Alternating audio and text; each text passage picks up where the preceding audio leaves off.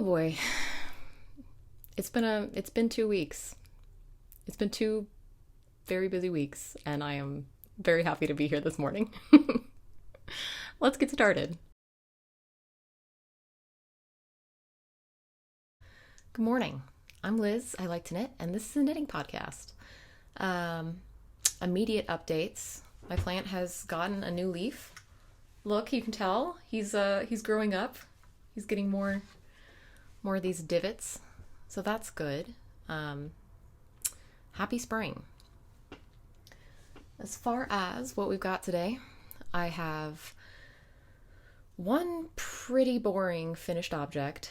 I have a refinished object, or 2 refinished objects. I mended some socks, and then I've got a couple whips to talk about, and not really any future plans in concrete.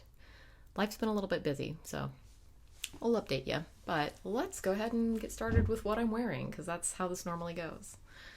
So this is something that people who've watched my What I Knit in 2023 video have probably seen already.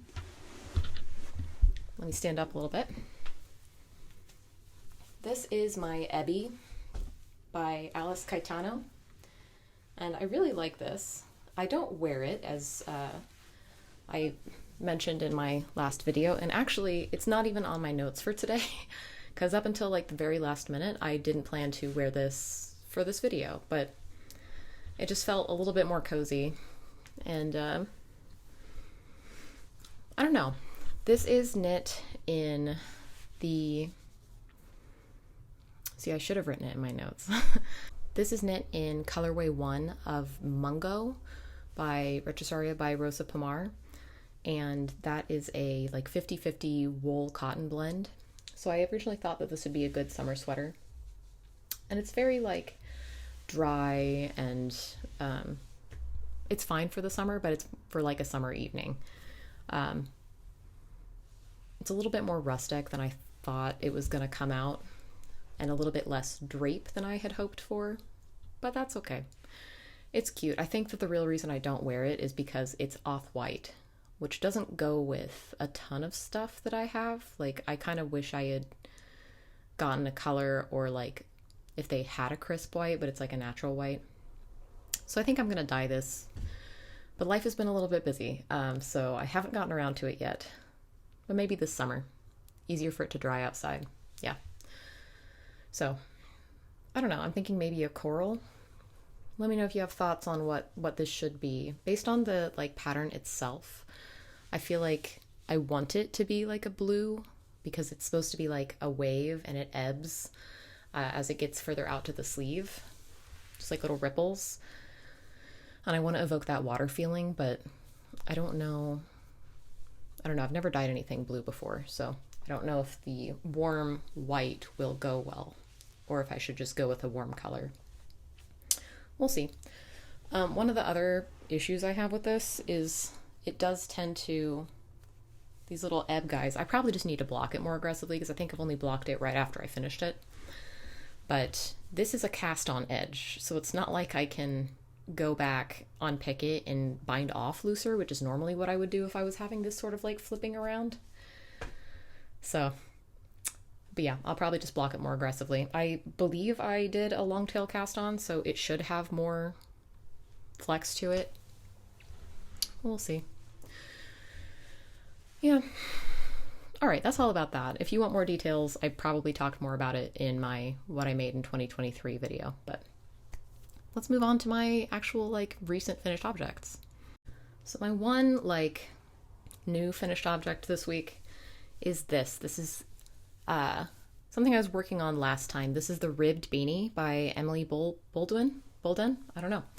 And I knit it much longer than the pattern said to, but I really like how it turned out, and I think that it will be a good addition to my sister and soon-to-be brother-in-law's hat basket. And they can fold it up once or twice. The pattern is written as a one-size pattern, and I cast on the right number of stitches, but looking at the pattern photos, I knew that I kind of wanted it to be longer. I wanted more of a A cuff, I wanted a little bit of, they could wear it like this weird hat nipple situation at the top if they wanted, or they can pull it down. These I really, really like. I'm not even sure if you're seeing that, but I really, really like the way that these decreases look, which is what drew me to this pattern in the first place. It's also free, love that. I knit it on a size 5 needle, or 3.75 millimeter, and I used the Lion Brand LB collection, whatever, Superwash Merino, which is a DK yarn, and this is the olive brown colorway. Not olive brown, olive branch. And it's nice. I think it would look better with like a tan. Actually, it's working okay with the outfit that I have on today. This would not be something that I could keep for me because like my coat is an olive green, but not the same olive green. So it would be it probably wouldn't get a lot of wear. My sister and my brother-in-law have black and tan coats, so I think they'll be okay. And I mean, you can always just wear it casually with a sweater or something. I don't wear a lot of hats casually because of this. I like having bangs. My mom looks good in bangs. I got that facial structure apparently, and so like it works well for me too, but it does limit the beanie wearing. Specifically, if I ever want to take the beanie off, then it's very noticeable that I've been wearing one. But yeah, you didn't see the decreases on me. I just really think those look very neat and nice. The original pattern calls to knit. You cast on at the bottom edge. I just did a normal long tail cast on, and you knit for 18 centimeters according to the pattern. I knit significantly longer than that. I'm about to change units, but I know that I knit it to 10 inches before I started the decrease, which is longer than 18 centimeters. And then how I knit my hats is I use a circular needle. And then when I get to the point where I'm decreasing and I can't keep it on that like 16-inch diameter circular needle, circumference, not diameter, circumference circular needle, then I will switch to a longer cable with the same shorty interchangeable tips and just magic loop from there. And for those of you who like to knit your hats this way, this pattern was great for that. There's some patterns where like it's not symmetrical on both sides when you go to magic loop, or during the decreases you're like having to readjust where your beginning of round is. Not the case for this one. This was really easy to transfer to a magic loop. So I'm really happy with this. I haven't blocked it yet. I did weave in the ends, and I see that I have done one incorrectly because I meant to weave it in on this side. So I'm gonna have to go back and redo that. But I woven the ends on the inside of the hat, and then I must have just flipped this up on the outside and chosen which side to weave that last end in this way. So I'll do that before I give it to my sister. She lives further away, so it'll be a little bit before I see her anyway. We are going to go wedding dress shopping probably sometime in May or June, so I'll give it to her then. Very off season, but that's okay. All right, moving on to my refinished object. So these are some socks that I originally made in 2022 because they were a Christmas gift, December of 2022. And there's probably more. I should do some backstory here. My dad's mom, my paternal grandmother, is the reason I know how to knit. She did not teach me how to knit. I spent a long weekend at her house in 4th grade, and I found knitting needles in a drawer, and I was like, oh my God, can I learn how to knit? I don't know why I was enthusiastic about it. I didn't know anybody else who knit, but I was a crafty kid. And she was like, oh, I don't know how, but my friend Francine's going to be over later today for bridge, and she can show you. And so she did. And so I learned how to knit from Francine, and I just kept knitting, and I never stopped. And I was under the impression for most of my life that no one else in my family knew how to or had ever known how to knit, despite my best efforts. And then my grandmother would let it slip at some point during 2022 that she was like, oh yeah, I used to knit socks. Woman, not only did you knit, but you were good enough that you knew how to knit socks. That's complicated stuff. And she was like, yeah, I just forgot how. And so I bought her for Christmas I gave it to her super early, but it was for her birthday in August. I bought her a learn how to knit socks kit from like Knitpicks, and it came with a couple skeins of yarn and some starter needles and like a pattern. And I was like, this is great. I have someone in my family who can knit. And she very kindly was like, oh, I don't want to though. And she gave it back and she's like, would you knit them for me? And so I did. And this is the first pair of those. She has the other ones. I used a free Knitty pattern for those that has like a little cabled, I'll put the name of it here, and I'll probably talk about them in some other episode in a similar context to this. But these are the Hermione's Everyday Sock by Erica Lueder. It's UE, and I'm never sure if it's like Germanic and you say the second vowel or not, but anyway, it's a great pattern. It's a free pattern. You've probably seen it before. It's just like a standard textured stitch. These are knit in Knitpicks Stroll Tweed in the Barley Heather colorway. And so you can see there's little bits of black and white and like a camel tweed color in here. And she has worn these to bed every night, other than when she's worn the other socks that I've given her, since she got them. So they'd gone through the ringer. They are now mended to the best of my ability. It was really interesting because I'm gentle on my socks. I don't wear holes through my socks. I have a couple that I have that are like, what's the word? Commercial socks that are like thinner, that I have worn thin in spots and would like to repair, but the stitches are so fine I don't think I can reinforce them very well with stuff that I have. I'd have to get like actually I have like a bright yellow embroidery thread that might work well for that. But anyway, I digress. I assumed that they would be worn through symmetrically, but hers had, I'll put in a picture, both of them looked like this, where they had a big hole on the right side of the sole and on the heel, and then thin patches worn through on the right side of the toe and on the left side of the ball of the foot. And I don't know. I don't know why that would be, because it would make sense to me if she was wearing them one on each foot and they would like wear through on the ball of the foot and on the heel, but on like the opposite side for each sock. I don't know, but they needed the exact same mending. So you can see I have a darning patch here and on the heel. Ooh, well, not on this one, but I did a patch of darning here. I've never done darning before. This is not professional looking. I definitely was getting bored at some points, and like it is definitely not as tight as it should be. But these are just to buy a little more time. I'm not expecting these to last as long as they did the previous time. And in fact, I'm making her another pair, which, spoilers, we'll talk about in a minute. But then the part that I really enjoyed doing, and the part that I think was more successful, is there's a couple patches where this is a 75-25 merino nylon blend. And so that nylon like stayed. There's some very thin areas of thread, but it didn't break all the way through. And so it was very easy to go through and just duplicate stitch over that whole section. And I'll try to put some resources down below because I've looked up how to do this before, but I hadn't really had a good opportunity to use that skill.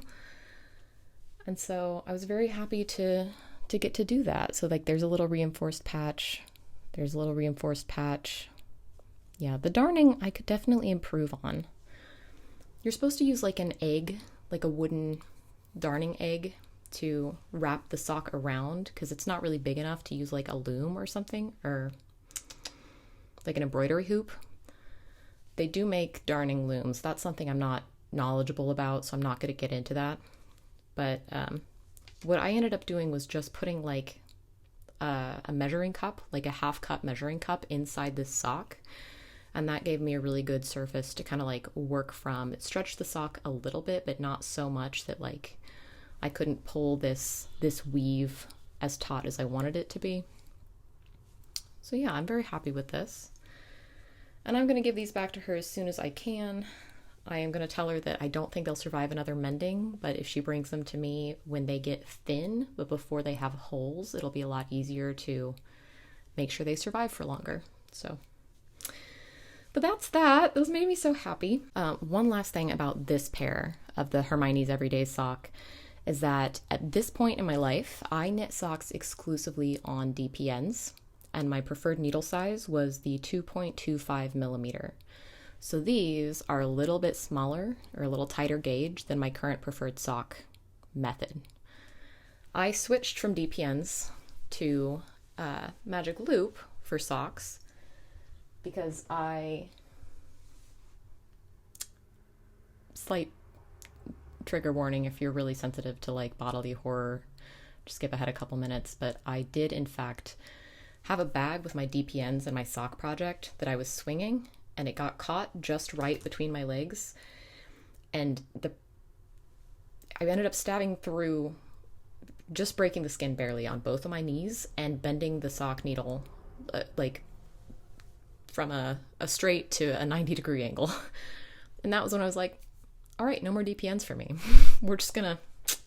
We'll use those for some stuff, but not for this. And so I switched over to Magic Loop. And so this is how I knit all of my socks now. I have a pair of Chow needles. This is a 2.5 millimeter. So just a little bit bigger than the last ones I knit for her.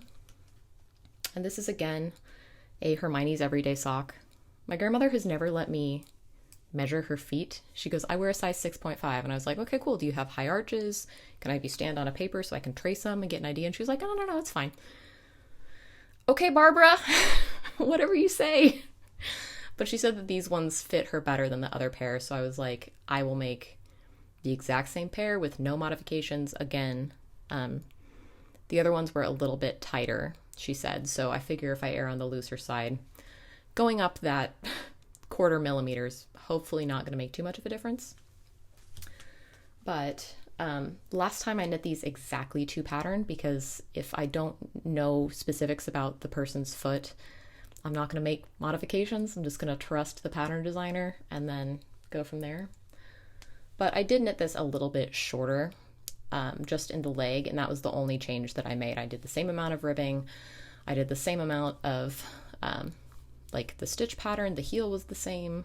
The foot I just knit to the length that a normal size 6.5 foot was supposed to be. And so nothing too crazy here. Like I said, I shortened the leg just by 2 pattern repeats. This time I've started the heel already. I've shortened it by 4 pattern repeats. It's a free pattern. It's supposed to be 18 repeats in the leg, and I did 16 here, and now I've done 14 here because it was reaching the same length, and I figure I'll just go with consistency. So yeah. So these are going to be just exactly, again, a Hermione's Everyday sock. Super duper easy. I am knitting it again in Knitpicks Stroll. This is not one of the tweed colors. This I don't have the ball band for. I had 2 balls. I had like started a sock, hated it, ripped it out, threw away half the ball that was still in the sock. I don't do that a lot, but I did definitely do that for this project because it was just frustrating me. It was color work. And then, so I had like probably 75 grams of 2 balls left. 75 grams total. But she has small feet, and I think I used half the 100-gram ball for the first ones. I'm getting a little bit off topic. This is Knitpicks Stroll, and I think it's the Grizzly Heather colorway. It's again a 75-25 merino and nylon superwash sock yarn, so great for gifts. It's going to be really easy for her to take care of. It's a little bit more slippery than I would prefer. I do have a pair of these socks for me that I knit in the Patton's Croy yarn, and they are dense. I also modified the heel on that one. I ended up doing like a fish, what's the cat boardy pattern? Sweet cherry tomato heel. I'll write it down below. And so it's very tight around my ankle, but I can get them on and off, and they are wearing like a dream. They are holding up so well, and I've had them for a couple years longer than my grandma had these. Granted, I don't wear them every night, but I do wear them with boots out and about. and they are robust. Anyway, this is a great free sock pattern. I don't really think I have anything else to say about it. Oh, I did want to talk about and ask people how they like to cast on their socks. Because what I tend to do, and what I did with my like DPNs as well, is I'll take 2 needles and I will do my long tail cast on over both needles. And then when I go to like join in the round, I'll slip one of them out. And I find that that just gives me a little bit of extra stretch. Like, it's very comfortable. It still looks good on the leg. It doesn't flare out too much. But that way, because I am a tight knitter, I have plenty of leeway to do that first round. I'm sorry if my needles are hitting my microphone a little bit here. But I have plenty of room to knit that first round. And then I have a little extra stretch on my sock. And if you're a toe-up sock knitter, then this is not a relevant question for you. But if you're a top-down sock knitter primarily, like I am, how do you like to cast on? I'm curious. All right, let's move on to the last project I got to talk about today. It's going to be a short one, I think. The last project that I have that has gotten any love since the last one, the last podcast episode, is my Birch Pullover by Andrea Mowry. And to you, it probably doesn't look that much different, but this has gotten several inches of love. I have blocked it since the last podcast, so I think that the way that you'll be able to see that the best, I knit it till it was 8 inches in the pattern.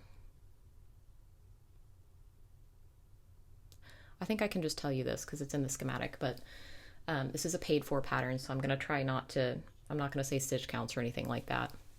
Honestly, I don't even know what size I'm making right now. Oh, for those of you who are new, I should probably give more detail.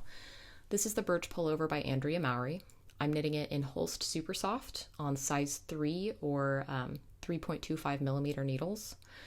And it is the colorway Jasper for the main body, and then for just the cast on and cast offs, I'm using the colorway Iced, which is a beautiful light blue. And I'm very excited to get to the actual cast offs. But I had knit from the underarm to 8 inches. And I think I want this to be about 14 inches, and it calls for 2 inches of ribbing at the bottom. And I wasn't sure how much this was going to grow because this is a half fisherman / half brioche body. And so I knew that was going to grow a little bit. Holst doesn't grow a lot, but it does change a lot with blocking, and I had not blocked this yet. It was still off the cone, so it had a lot of spinning oil in it, and so I was kind of just curious, honestly, how it was going to turn out. Sometimes it's fun to block just to give yourself a little bit like more momentum to like go, oh God, it looks so good now. I really want to keep working on it. Not that I really needed that, but it was 8 inches pre-blocking. And it only grew half an inch. It was 8.5 inches post-blocking. And I don't stretch my knits, especially my sweaters, excessively when I'm blocking them. I just kind of try to lay them out the way that I'm going to lay them out every other time that I wash the sweater, so that it's not too complicated. But I don't know if you can see this. There's a pretty clear marcation in how the stitches look from where I blocked it. Yeah, you can really see that. So this is 8.5 inches. And I know that because you can see that the quality of the knitting changes from where the fluffy stitches end to where these kind of more tightly, kind of knobbly looking bits. And I did put, sorry about that. I did put a stitch marker there as well. I don't know if you can see that quite as well. If I put my hand behind it and you don't have light coming through. But yeah, you can see that it's fluffy up until there because that's where it was blocked. And then the rest of the length is unblocked, and so it's not quite fluffy. But I am comfortable that this is not going to grow too terribly much at this point. So I'm going to knit it to basically 2 inches short of where I want the body to be, and then I'm going to switch to just the 1x1 rib that I did. The pattern calls for a 2x2 rib on the cuffs and neckline and hem. And I just thought that it would transfer a little bit better because I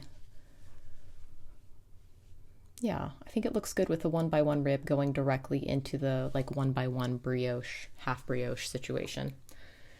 And so that is an aesthetic choice that Elizabeth is making. But yeah, so hopefully I'll have the body done. This is very slow going, and I think I did say that last podcast as well. But hopefully I will have the body done by the next podcast and can get started on the sleeves. It is getting warmer. It's 48 degrees this morning.